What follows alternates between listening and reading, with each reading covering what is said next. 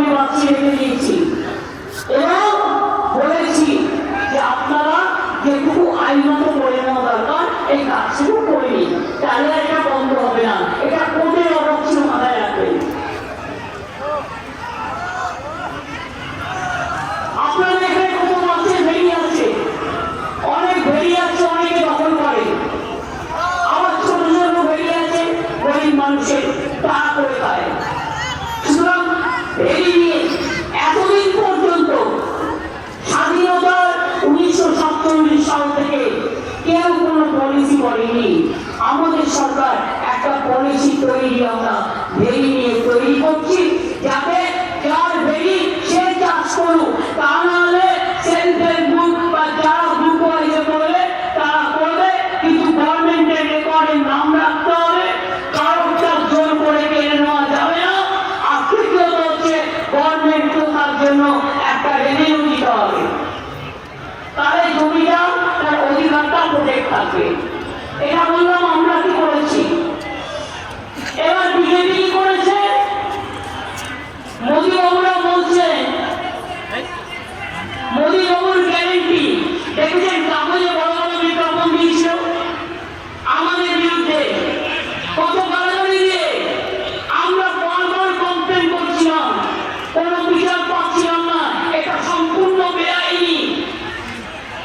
High court কালকে বলে দিয়েছে হ্যাঁ এটা বেআইনি। মিথ্যে কথা বলে বিজেপি 100 দিনের টাকায় গরিব লোককে টাকা দেয় না, গরিব লোককে 100 দিনের টাকা দেয় না।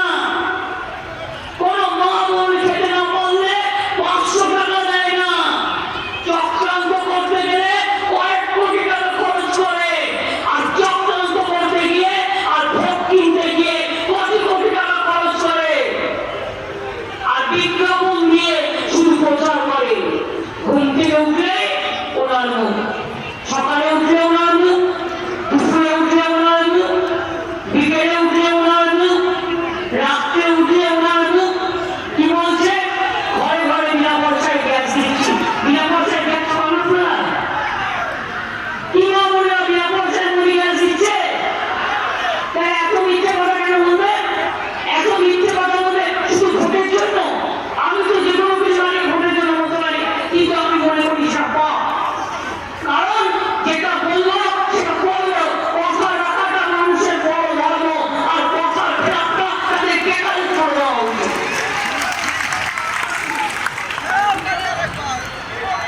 1000 কত টাকা দিয়ে গ্যাস কিনতে হচ্ছে। আমি বলি ভগবান অন্ধকার,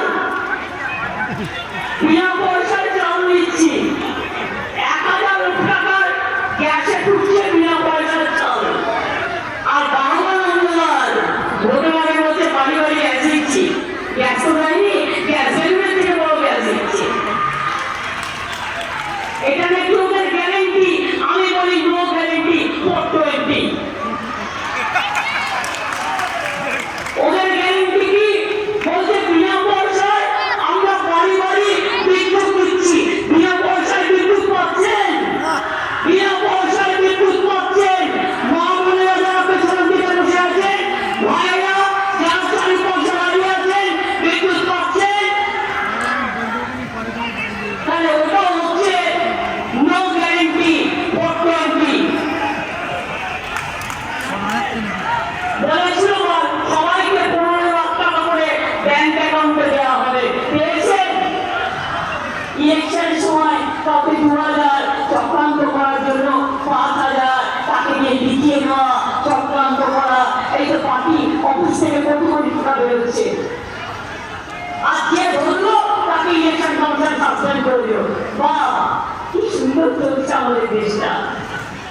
আমি আপনাদের বলি, বিনা পয়সায় গ্যাসটা পাচ্ছেন না, তারা এটা নো গ্যারেন্টি, এটা হচ্ছে 420। মনে রাখবেন 15 লক্ষ টাকা করে দেবে বলেছিল, পেয়েছেন? পাননি। No guarantee, 420।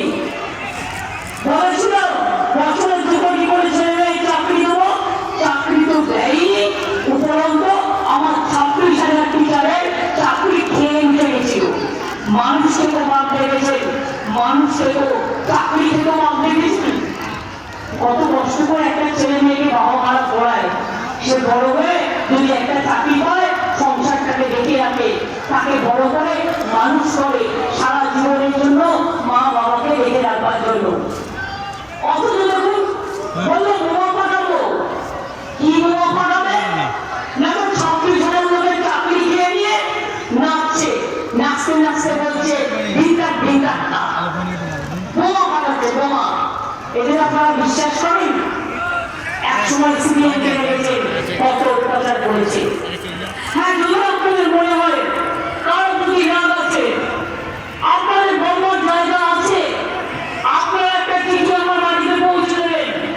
আমি 1 বিনিয়োগ 2 বিনিয়োগ, এখন ধরুন ইলেকশন চলছে, অনেক বিজি আছি, আমি ঠিক দেখে নেবো চিঠিটা কি লেখা হয়েছে, আর্জেন্ট ধরে করে দেবো।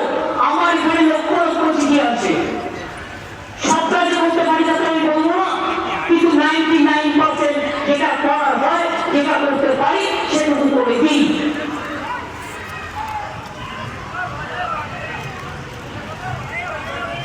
তাহলে আজকে হরিয়ানার কৃষকরা বলছে বিজেপিকে ঢুকতে দেয়নি হরিয়ানায়, জানেন তো কেন ঢুকতে দেয়নি? দেখো, কৃষকরা যখন আন্দোলন করছিল তখন ওদের রাস্তা কেটে দিয়েছিল, যাতে ওদের গাড়িগুলো যেতে না পারে। সেই জন্য বললো তোমরা আমার গাড়ি কিনে নেবে, গাড়ি রাস্তা কেটে দেবে, তোমাদের ঢুকতে দেবো না। বিজেপি কাউকে হরিয়ানায় ঢুকতে দেয়নি। আগে গর্ব করে বলতো ইসবার 400 পার। আমাদের ইলেকশনের সময় বলেছিল আমাদের এখানে 294 সিট ছিল, ইসবার 200 পার, 80ও পার হয়নি। আর এখন বলছে না ইসবার 400 পার, এবার হবে প্রগার পার, এবার জিতবে না। শুনুন, যেটা আমি বুঝি না আপনি বোঝেন না, সেটা বেশ বোঝে, বেশ বোঝে বলেই আমাদের কাছে খবর আসছে, এবং খবরটা যেনই যে বিজেপি হারছে, বিজেপি হারছে, বিজেপি হারছে, ওরা দেশ থেকে যাচ্ছে, ওরা দেশ থেকে যাচ্ছে, ওরা দেশ থেকে যাচ্ছে। এদের কাজ হচ্ছে মিথ্যে প্রচার করা, চারিদিকে বলে দেওয়া তৃণমূল চলে, সবচেয়ে বড় চলে চলে চলে ডাকাতে, সবচেয়ে বড় ডাকাত কে? বিজেপি দল। একটা গরিব মানুষের কাজ করি, এই 10 বছর ধরে দেশটাকে বিক্রি করে দিয়েছে, সেন্ট্রাল গভর্নমেন্ট এজেন্সিগুলোকে বিক্রি করে দিয়েছে, সংবিধানকে বিক্রি করে দিচ্ছে, শিক্ষাকে বিক্রি করে দিচ্ছে, এনআরসি বিল করছে, এনআরসি করেছে, সিএ করেছে, ইউনিফর্ম সিভিল কোড করেছে। আপনারা কি জানেন এগুলো করলে কি হবে? এনআরসি আসামে শুরু হয়ে গেছে আমার আন্দোলন। এনআরসি মানে আপনাকে দাঁড়িয়ে দেবে, আমি বাংলায় এনআরসি করতে দেবো না, দেবো না, দেবো না বলে গেলাম। কেন? বন্ধু ওদের মিথ্যে ছবি দেখাচ্ছে, ওটা কেন নয়, ওটা ভোগা। মানুষকে তাড়ানো একটা মিষ্টি ছলনা, ছবিটা সাজিয়ে তৈরি করেছে, যে নেবে সেই বিদেশি হয়ে যাবে। 3 নম্বর ইউনিফর্ম সিভিল কোড, আপনারা কি জানেন? তপশিলীদের সংরক্ষণ তুলে দেবে, ওবিসিদের তুলে দেবে, আদিবাসীদের তুলে দেবে, সংখ্যালঘুদের অস্তিত্ব তুলে দেবে। আমরা যারা হিন্দু, আমরা ওর থেকে রেহাই পাবো না।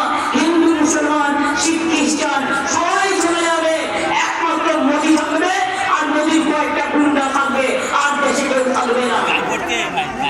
আজকে ভয় পেয়েছে, তাই মিথ্যে কথাটা আগে বলছে যে মুসলিমরা নাকি তপশিলীদের সব সংরক্ষণ কেড়ে নেবে। কখন এটা একেবারে বাজে কথা। মুসলিমরা আপনার সংরক্ষণ করবে কেন? এটা আপনার সাংবিধানিক অধিকার তপশিলীদের, তার কারণ এটা বাবা সাহেব আম্বেদকর সংবিধানে পড়ে গেছে। কেউ কারো অধিকার কাটতে পারে না। আর সংখ্যালঘুরা কাজ করলে আপনারা এটা বিশ্বাস করেন?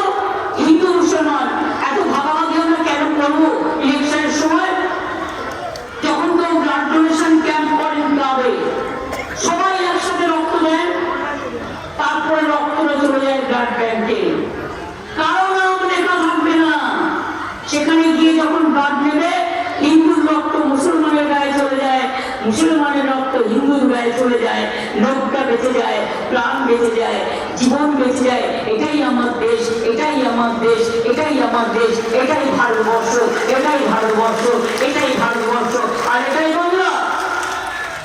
বাংলা না থাকলে দেশের স্বাধীনতা আন্দোলন হতো না, বাংলা না থাকলে দেশের নবজাগরণ হতো না, বাংলা না থাকলে মহিলাদেরকে শিক্ষার পরিচয় বিদ্যাসাগরেরা দিয়েছিলেন হতো না।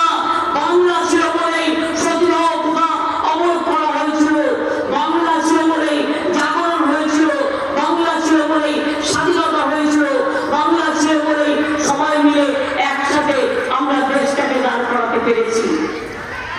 তাই আমি আপনাদের কাছে বলবো, ইলেকশনের সময় সবাই আশা করে তার জায়গাটা যেন আমি যাই। আমি নিশ্চয়ই সব জায়গায় যাবো, কারণ কিছুদিন আগে নির্বাচন